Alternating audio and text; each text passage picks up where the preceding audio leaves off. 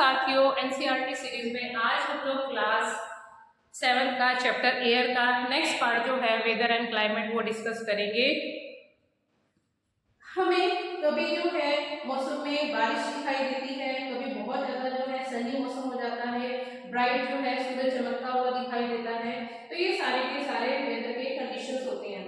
Weather क्या है या फिर मौसम क्या है, are to are and day to day condition of the atmosphere है, यानी कि कोई भी एक प्लेस है उसकी स्टेट ऑफ द एटमॉस्फेयर को या कंडीशन को हम लोग वेदर कहते हैं। जब वेदर जो है हॉट हो जाता है, यानी कि बहुत ज्यादा गर्म हो जाता है, बहुत ज्यादा ह्यूमिडिटी हो जाती है, तो वो वेदर जो है वो हमारे लिए इरिटेबल हो जाता है, असहनीय हो जाता है। इसी प्रकार से जब हवा चलती है, प्लीजेंट जो वेदर होता है, तो वो काफी चेयरफुल होता है। Weather condition of a place for a longer period of time को हम लोग क्लाइमेट कहते हैं। इट मींस कोई प्रकार की जो वेदर कंडीशंस रहती है या मौसम रहता है उसे हम लोग क्या कहते हैं, क्लाइमेट कहते हैं। क्लाइमेट जो है वो किसी एक प्लेस पे एक ही प्रकार के स्टेट ऑफ एटमॉस्फेयर को जो 30 से 35 साल तक का होता है उसे क्लाइमेट कहा जाता है, यानी कि जलवायु कहा जाता है। तो जलवायु जो है साधारण भाषा में किसी भी एक प्लेस पे किसी भी एक प्रकार के मौसम को जो 30 से 35 साल तक एक जैसा ही रहता है उसे जलवायु या क्लाइमेट कहा जाता है। नेक्स्ट जो फिनोमिना है दैट इज टेम्परेचर। टेम्परेचर है वो temperature of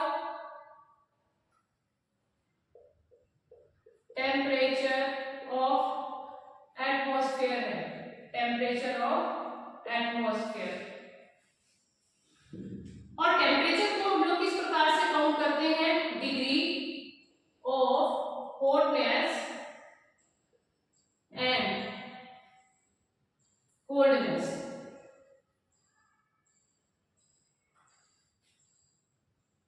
of the air को टेम्परेचर कहा जाता है, यानी कि तापमान जो है किसी भी एयर का जो डिग्री होती है हॉटनेस और कोल्डनेस की उसे तापमान कहा जाता है। जो टेम्परेचर है ये डे और नाइट में तो चेंज होता ही है, साथ में ये सीजन समर और विंटर में भी हमें अलग अलग जो है टेम्परेचर देखने को मिलता है। जैसे समर में बहुत ज्यादा टेम्परेचर बढ़ जाता है, एक्सट्रीम जो है हॉट क्लाइमेट हो जाता है ड्यू टू हाई टेम्परेचर। इसी प्रकार से विंटर में लो टेम्परेचर हो जाता है जिसके कारण विंटर जो है हमें ज्यादा कोल्ड दिखाई देती है। इंपॉर्टेंट फैक्टर जो है जो डिस्ट्रीब्यूशन ऑफ टेम्परेचर को इन्फ्लुएंस करता है या प्रभावित करता है वो है इंसोलेशन। इंसोलेशन इंसोलेशन का अर्थ क्या है, incoming solar radiation intercepted by the earth. It means जो भी एनर्जी जो सूरज से एनर्जी अर्थ को रिसीव हो रही है और उसको वो इंटरसेप्ट कर लेती है उसको इंसोलेशन कहा जाता है। तो अमाउंट ऑफ इंसोलेशन जो है आप एक डायग्राम से समझिए कि इंसोलेशन जो है सबसे ज्यादा इक्वेटर पे रिसीव होती है, और जैसे ही इक्वेटर से नॉर्थ पोल की तरफ जाते हैं या साउथ पोल की तरफ जाते हैं तो ये जो इंसोलेशन है या फिर इनकमिंग सोलर रेडिएशन या एनर्जी है तो ये धीरे धीरे क्या हो जाएगा, डिक्रीज हो जाएगा। कभी कभी टेम्परेचर इतना ज्यादा हाई हो जाता है कि हाई टेम्परेचर में कुछ जो क्रॉप्स है वो ग्रो नहीं कर पाती हैं। इसी प्रकार से जो सिटीज होती हैं या जो शहर होते हैं, सिटीज में या शहर में सबसे ज्यादा टेम्परेचर हमें दिखाई देगा as comparative to village area, क्योंकि सिटीज में बहुत सारी कंक्रीटेड बिल्डिंग्स होती हैं, इंस्टीट्यूशंस होते हैं जो दिन में वार्म एयर को ट्रैप कर लेते हैं जिसके कारण सिटीज का टेम्परेचर जो है वो राइज हो जाता है। जो स्टैंडर्ड यूनिट होती है टेम्परेचर की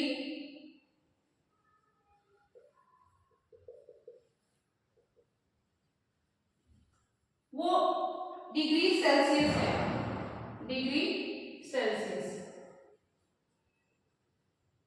जिसे शॉर्ट फॉर्म में इस प्रकार से डिनोट करते हैं। एक साइंटिस्ट थे जिनका नाम एंडर्स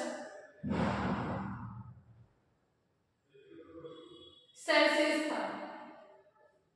इनके नाम पे जो है डिग्री सेल्सियस जो स्टैंडर्ड यूनिट है टेम्परेचर की वो काउंट करते हैं। वाटर जो है वो 0 डिग्री पे फ्रीज हो जाता है और 100 डिग्री पे बॉयल हो जाता है। तो नेक्स्ट फिनोमिना जो है वो एयर प्रेशर है।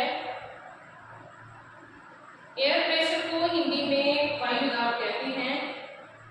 जिस प्रकार से हमारी बॉडी का वेट होता है उसी प्रकार से एयर का भी वेट होता है और वो प्रेस करती है, लेकिन हमें ये फील नहीं होता क्योंकि ऑल डायरेक्शन से हमारी बॉडी के ऊपर ये जो प्रेशर है एयर का ये एक्सर्ट होता है, या ये जो काउंटर प्रेशर है ये एक्सर्ट होता है। और एयर प्रेशर जो है इसको हम लोग कैसे डिफाइन करते हैं, ये as the pressure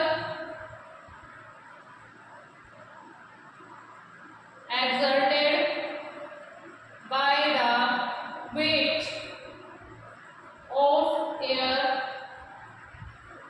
on the earth's surface। तो जितनी भी हमारी एटमॉस्फेयर की लेयर्स है तो वहाँ पे प्रेशर जो है वो फॉल हो जाता है, यानी कि एयर प्रेशर जो है वो हायर एल्टीट्यूड पे डिक्रीज हो जाएगा और वहाँ पे जो एयर प्रेशर होगा वो हाई होगा।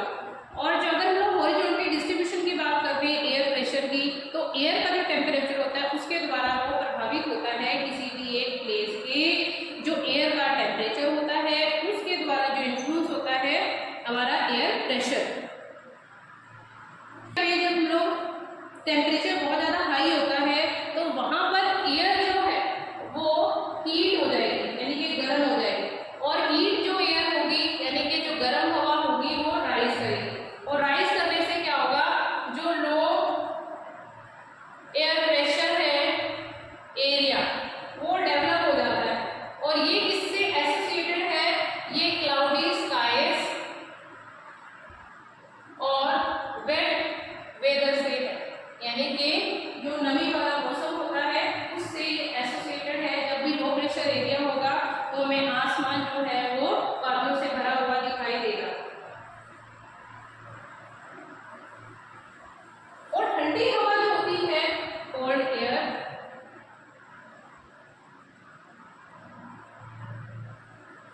ये हैवी होती है, भारी होती है, और भारी होने के कारण हवा जो है वो सिंक हो जाएगी और वहां पे कौन से प्रेशर को क्रिएट करेगी, हाई प्रेशर एरिया को क्रिएट करेगी।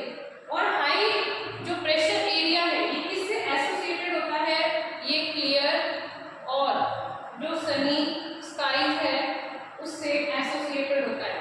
हमेशा जो एयर है वो हाई प्रेशर एरिया से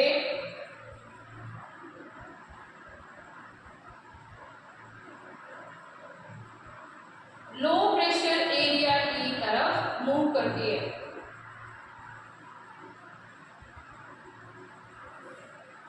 तो ये था वेदर एंड क्लाइमेट का temperature and weather. Next part में हम लोग विंड के बारे में डिस्कस करेंगे। तब तक के लिए आपका धन्यवाद।